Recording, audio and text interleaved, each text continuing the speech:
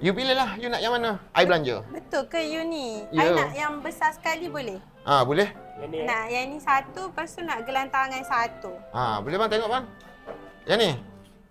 I try dulu Okay. Tengok gelang bang. Wah, cantiknya. Cantiknya you. Ni. Free upah kan?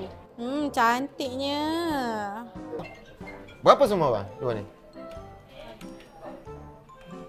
Total RM85,000. RM85,000. You suka ni? Suka. Okey, prositlah.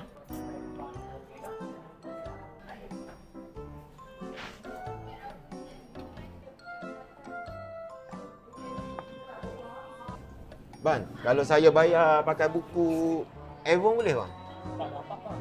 Tak dapat ke? Biar betul you nak bayar pakai buku Avon. Ini je saya ada. Ish, you ni.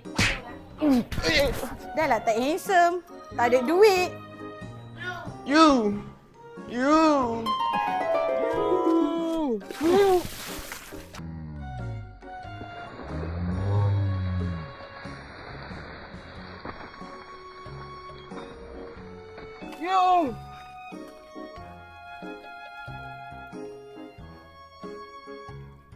Ada apa ni?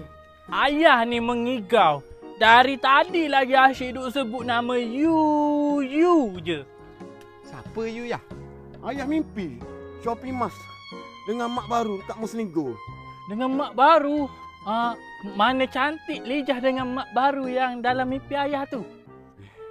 Jauh beza. Biar betul, Dik. Oh, jadi ayah mimpi tu ayah jadi orang kaya lah. Kereta GTR. Wow. Adik-adik tak dalam mimpi ayah? Ada sekejap je. Alamak. Abang? Sekejap juga. Ayah ni makin lama makin merepek lah. Ayah bayar tak mas tu?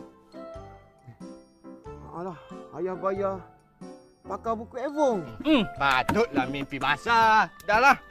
Buang masa je lah yang ayah. Kenapa enggak tak